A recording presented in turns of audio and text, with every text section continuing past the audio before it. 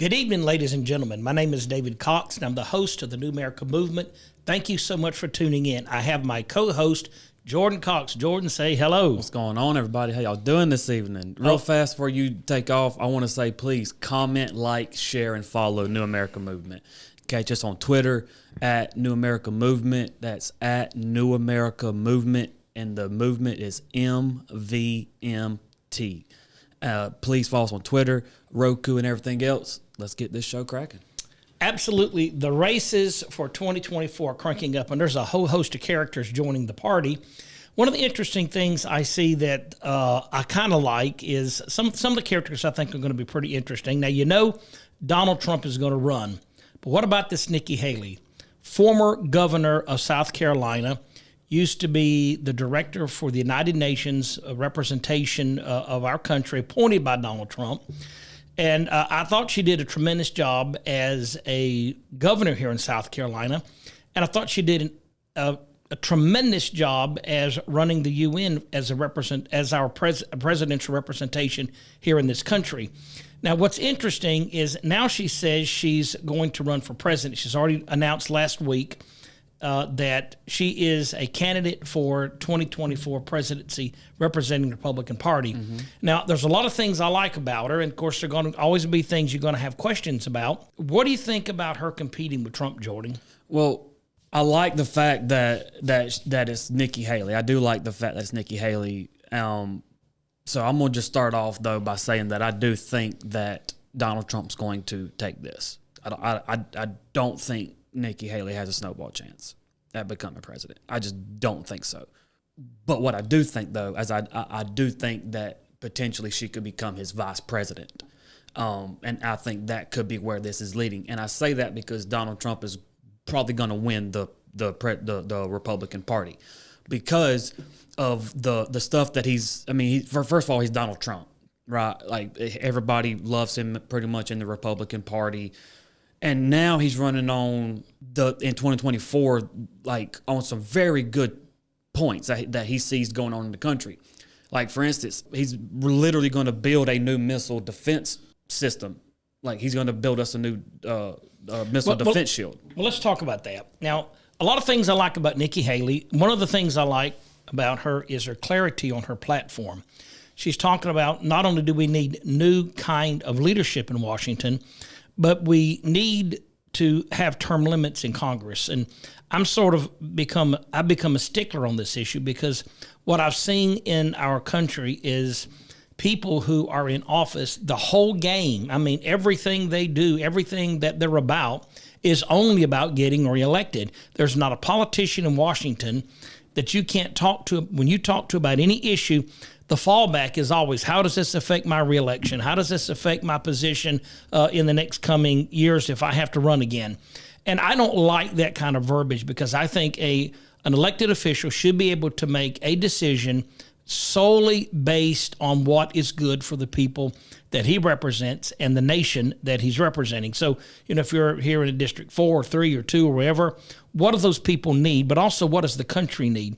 And the reason I want to defend term limits, and I know the show's not completely about that, but people say, well, is that going to be bad for the country? What could be worse from where we are right now? The system we have is literally failing.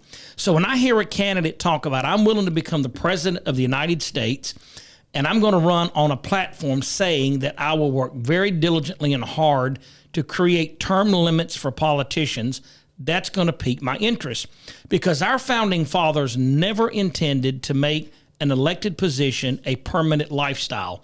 And that's exactly what a lot of these elected officials have done and are doing. Why do you need to spend 20 years in Washington when there are plenty capable people out there, more capable, that can do as good or better job than you? And if everything is just set on re-election, I know right now I'm not getting a fair cut of the pie. So I like what Nikki Haley said. And the reason she's saying that is because she sees the state of America. And she recognizes that somebody's got to step up and say something and do something. Because the way the country's heading, if we don't fix this soon, we're just going to create an environment that's a disaster for a republic, because every decision made is made on a whim. It's made on, how does this affect the election that I'm running? Well, if you're talking about balancing the budget, if you're talking about cleaning up some of our debt, then that's a very, very big volatile thing. For example, and let me just say this, and this is why I think Nikki Haley's onto something. If you're trying to balance the budget, the first thing you've got to do is cut some levels of welfare, because welfare is 60% of our budget. If our budget is $4.3 trillion, over $2.5 trillion of that money are based on social programs. All these programs that cost the country a tremendous amount of money. Now, if you're living in a poor, underprivileged neighborhood and you're a U.S. congressman, you're not going to vote to balance the budget, because you're going to say that's the first place they're going to go. Well, that means you're always going to be opposed to balancing the budget, even though you know you're bankrupting the country. How can that be good for the United States? Jordan, jump in on it. Tell me what you think. So I agree with all of that, actually. I think Nikki Haley is onto something here. But my question is, don't you think Trump could do that? What I like about Trump, now I think right now he's very toxic for the country because of January 6th and the things that's happened in his presidency. Now, what do you mean by that, though? I think the left have played him as the devil so long that a lot of people, when they hear that name, they just think Donald Trump is the devil. And we know that he's not. He is just a guy who fixes things. Trump, when you listen to him talk, all he says, here's the problem. Here's the stupidity of the problem. We should have fixed this a long time ago, and this is how we could have done it. If you elect me, this is what I'm going to do. So now, we know that's not just talk, because he did it when he was elected. Absolutely. But he made everybody mad in the process because he wasn't playing ball with the deep state, and that's all it came down to. Okay, so you think...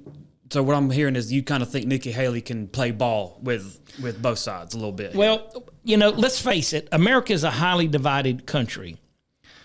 When you talk about Donald Trump in the North, it's almost like you said, drop the F-bomb on someone. It's like... Talked about somebody's mama or something. Oh, yeah. You're just... what did you say? Let's fight. Let's step out.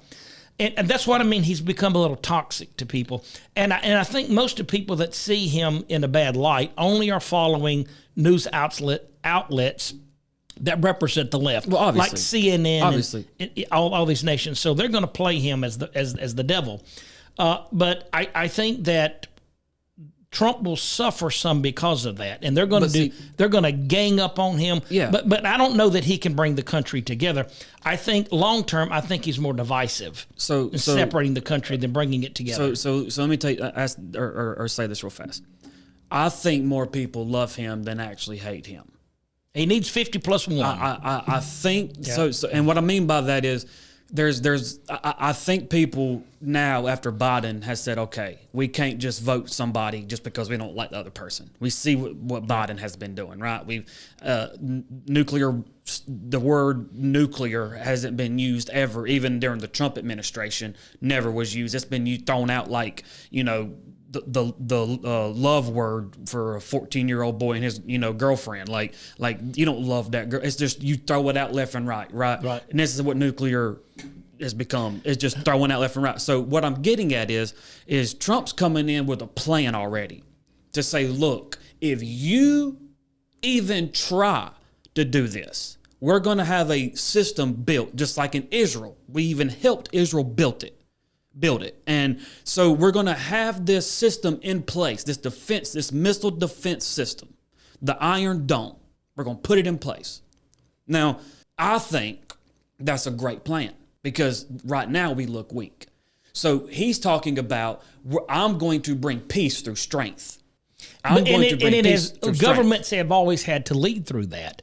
The Romans did it. The Egyptians did it. The Greeks did it. You always lead through strength. You show me a country in the last 3,000 years that ever led with anything other than strength. Nikki so Haley they all could? have it. Do you think Nikki Haley could lead with strength like that? I think Nikki Haley, where she would be good for the country, is not only term limits. I do think people 75 and older should have some kind of mental equivalency test just to make sure Yeah, but do you think she could be strong against other countries? I think she can be. I think she showed that at leading the UN. I think when it came down to attacking Israel, Nikki Haley set the world straight on it, and she wasn't afraid to go to war with some of these people. When I mean that in terms of verbal and sanctions and whatever she needed to do to set the record straight.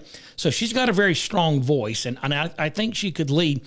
The thing I think she might be better for the country is she can bring America together again. I think, and when I say that, it's never going to be a perfect world, but right now we need someone that can reach across the aisle and say, hey, look, I hear your pain, I understand your situation, and you're not a bad person. We love you. There are different ideas how to do things, and let's try to work together.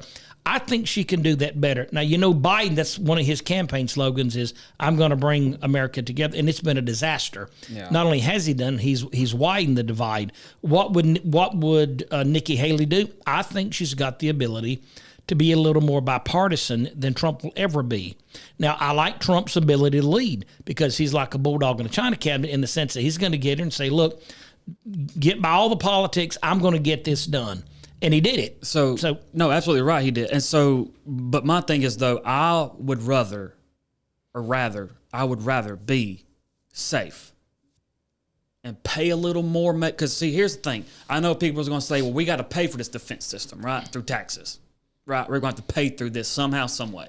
We're already paying taxes now, already paying this stuff, and it's going to all this bull crap all across the country that the liberals are wanting it to go to.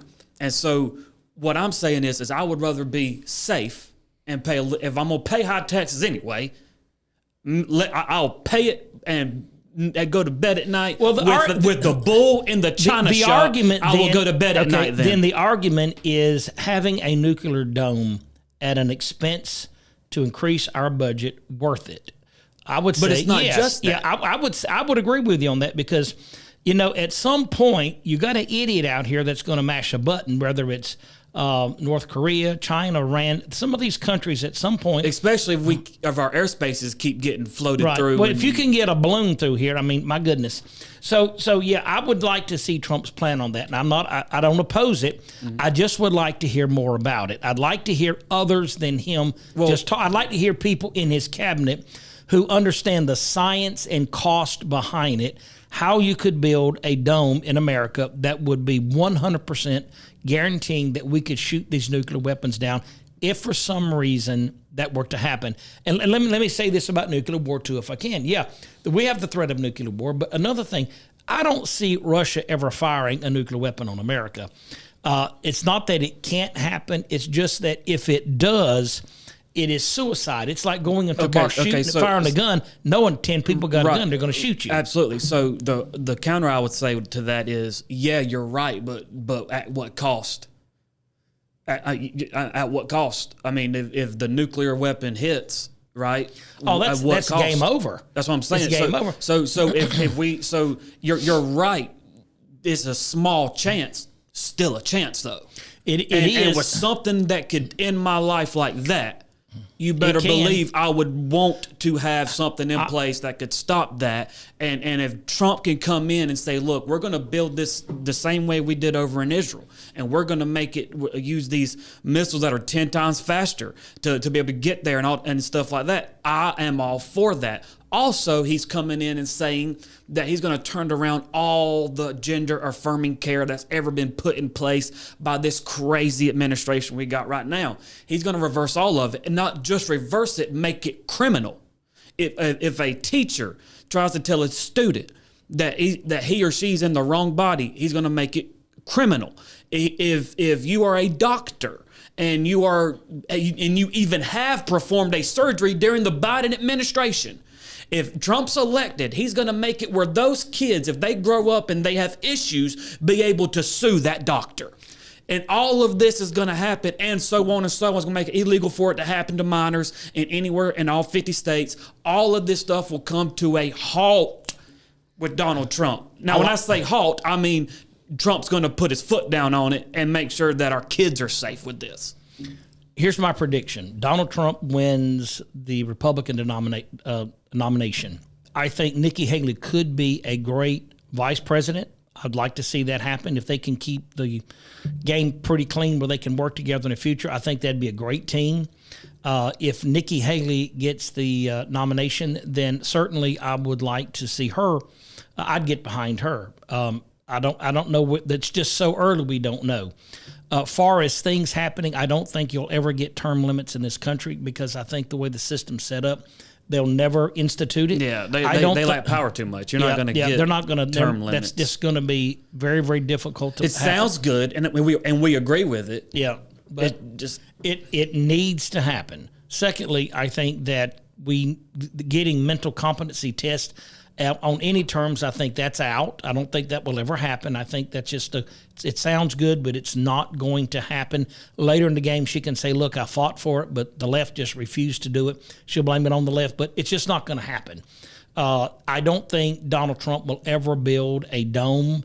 I think that the cost would be too outrageous, but I think the idea of starting to lean toward more things that protect this country are what we need. We do need better defense systems. And now it's not just that you need a missile to fire on another country. It's how do you stop the missile? And there are things that we already have in place, but they're not 100%. It only takes a few nuclear weapons to hit this country to change our lifestyles overnight. So we have to prepare for that. I think, too, you have to deal with countries like China. And let me say this about China, and this is my prediction. I don't think they'll go to war with America. I think they might try to make an effort to take Taiwan, but I think looking at Ukraine, they realize the world would be against them, and they would have to.